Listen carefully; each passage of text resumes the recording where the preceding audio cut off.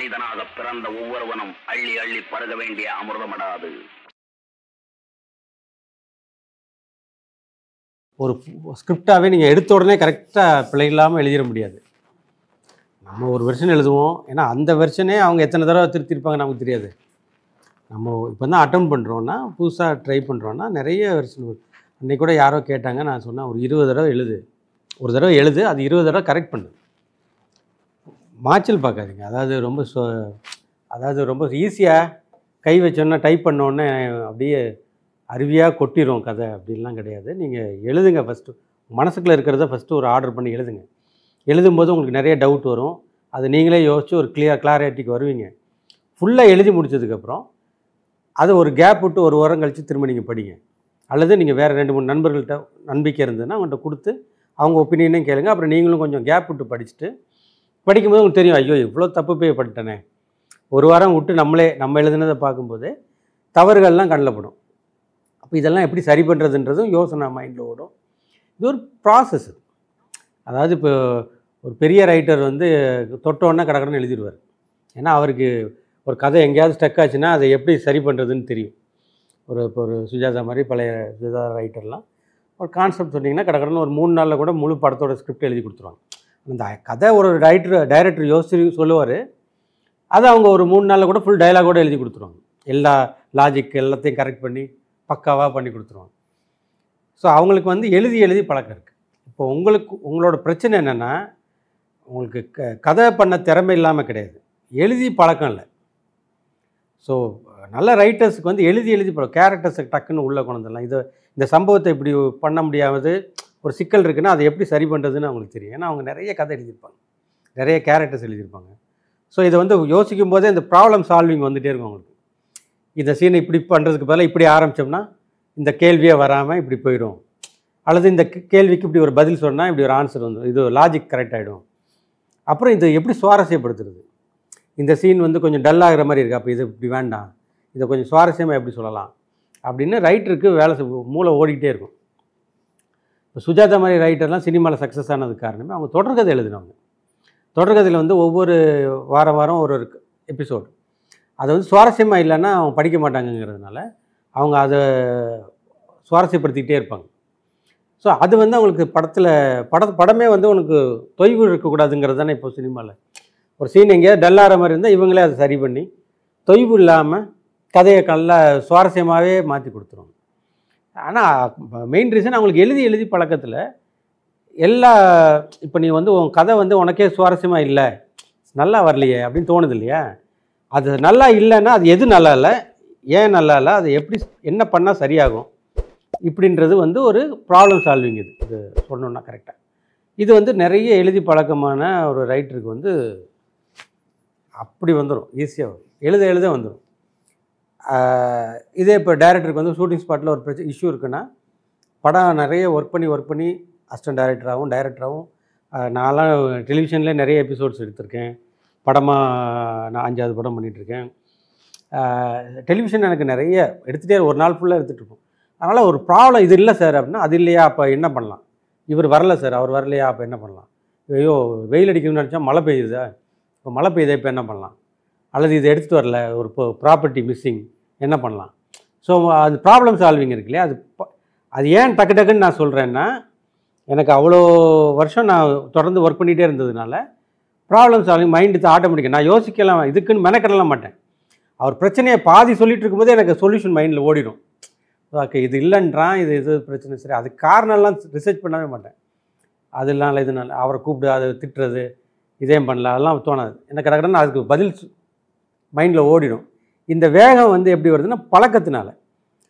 கதை எழுதும்போது இதே நான் ஃபீல் பண்ணியிருக்கேன். கதை டிஸ்கஷன்னு உட்காருவாங்க, நான் ஒரு 3 பேர் உட்கார்றோன்னா அப்படியே உட்காந்து தலையை போட்டு குடஞ்சி ரொம்ப யோசித்து இந்த கதையில் இந்த இடத்த கடக்க முடியலன்னெலாம் திணறுவாங்க. நமக்கு டக்குன்னு சொல்யூஷன் வரும். ஏன்னா நிறைய கதை இது மாதிரி எழுதியிருப்போம், நிறைய யோசிச்சிருப்போம், நிறைய என்னோடது டெலிவிஷனுக்கு நிறைய பண்ணது.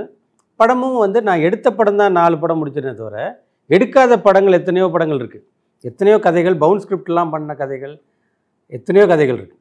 ஸோ கதை நான் ரெஜிஸ்டர் பண்ணதே ஒரு 5 கதை ரைட்டர்ஸ் யூனியனில் எடுக்கவே பண்ணாத படம்லாம் இருக்குது. ஸோ எழுதுவோம், எடுக்க மாட்டோம். ஸோ இவ்வளோ கதை ஒர்க் பண்ண ஒரு கதையில் ஒரு ப்ராப்ளம்னா எனக்கு வந்து இதை சுவாரஸ்யமாக கிடக்கிறது என்ன, இதை இப்படி பண்ணாதீங்க, இப்படி பண்ணுங்கன்னு கிடக்கணுன்னா சூப்பராக வந்துடும் எல்லாமே. இமீடியட்டாக அது தோணும். ஏன் தோணுதுன்னா, நான் நிறைய ஒர்க் பண்ணதுனால வர சொல்யூஷன். இதே நான் டைரக்டராக இருக்கும்போது சில சமயம் ஸ்கிரிப்ட் ரைட்டர்ஸ் வந்து திணறுவாங்க. ஏன்னா அவங்களுக்கு அது பழக்கம் இல்லாமல் இருக்கும்.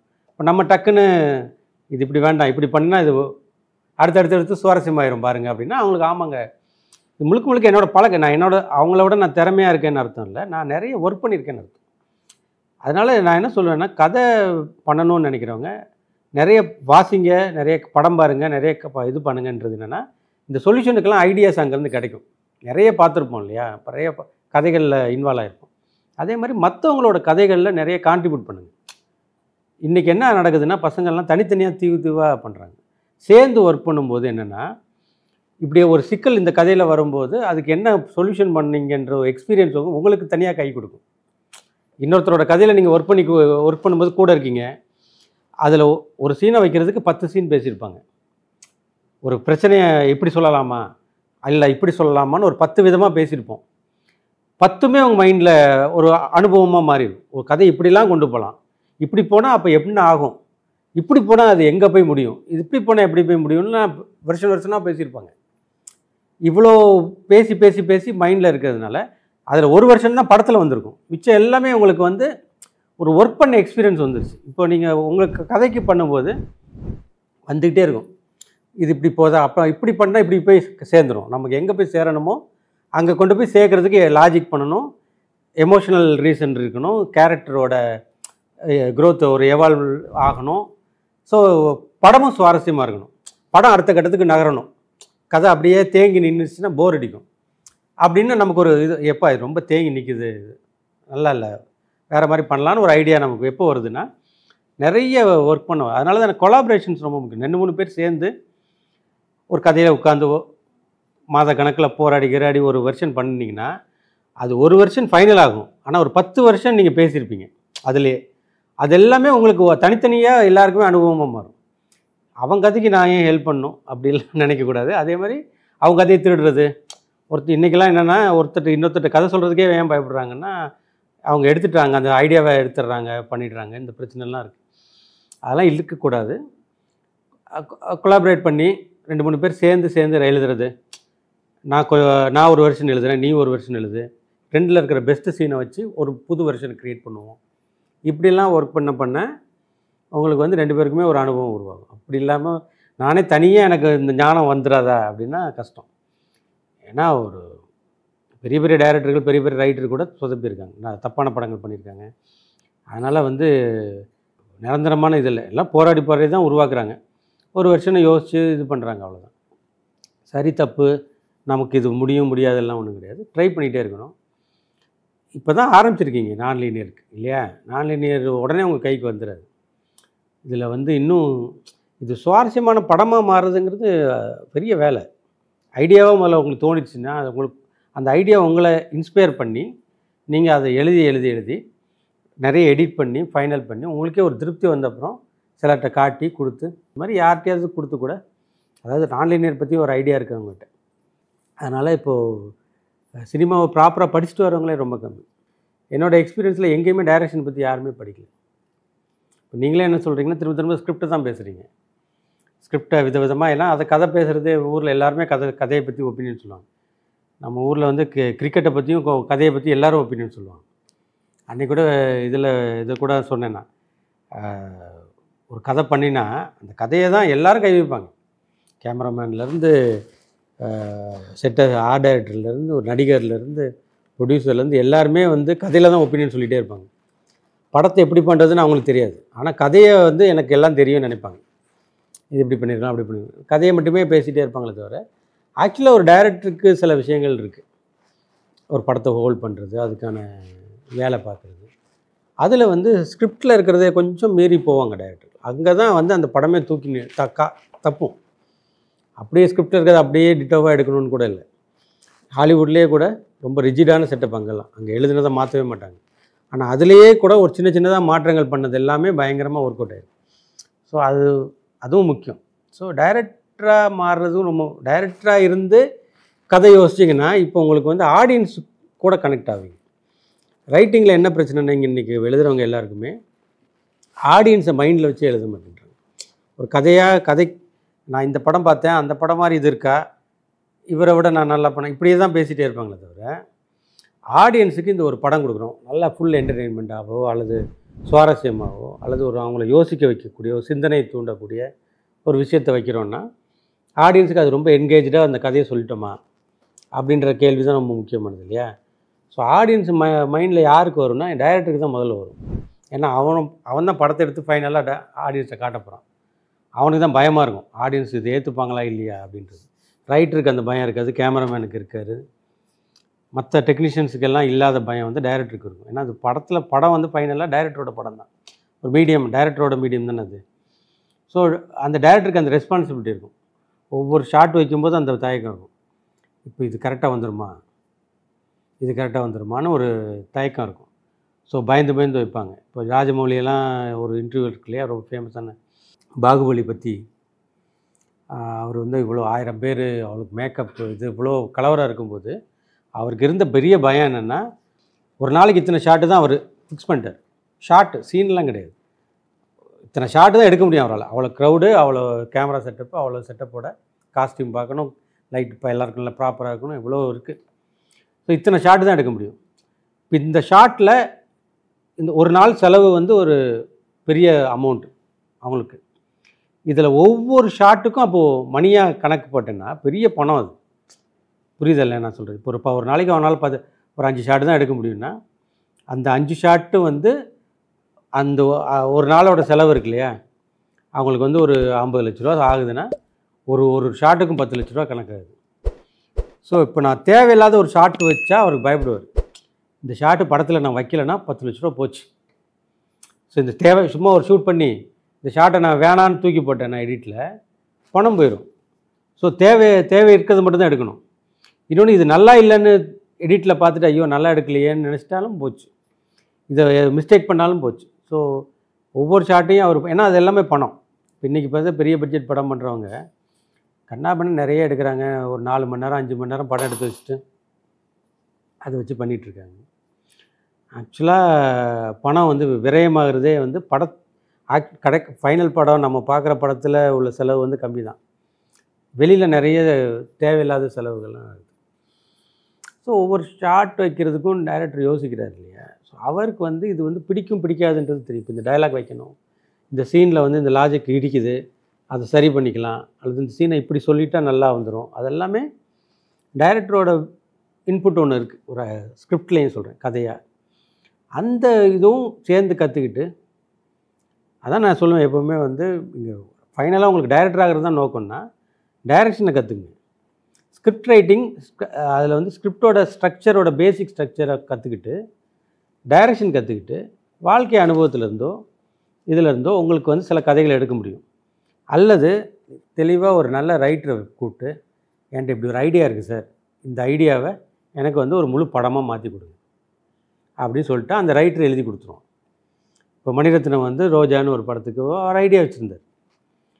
இங்கேருந்து ஒருத்தன் போகிறான், அங்கே அவனை, அது வந்து நிஜ சம்பவம் தான், ஒரு என்ஜினியரை கடத்திட்டாங்க, தீவிரவாதி, தமிழ் இன்ஜினியர். ஸோ அந்த பொண்ணு வந்து மினிஸ்டருக்கு இதெல்லாம் போய் அலைஞ்சு அவன் விடுதலை ஆகிற வரைக்கும் ஒரு டென்ஷன் இருந்தது. ரொம்ப சின்ன சம்பவம் அது. அது மாதிரி ஒன்று எடுத்துக்கிட்டு, இது நான் ஒரு கிராமத்து பொண்ணு, அவளுக்கு ஹிந்திலாம் தெரியாது, அவள் அந்த ஊரில் இருந்துக்கிட்டு புருஷனுக்காக போராடுறா, அங்கே புருஷனை அவன் தூக்கிட்டு போயிட்டாங்க, இப்படின்னு ஒரு ஐடியா இருக்குது. இதை சுஜாதாட்ட கொடுத்தோன்னா சுஜாதா அதை எடுத்து தெளிவாக ஒரு கதையை பண்ணிட்டார்.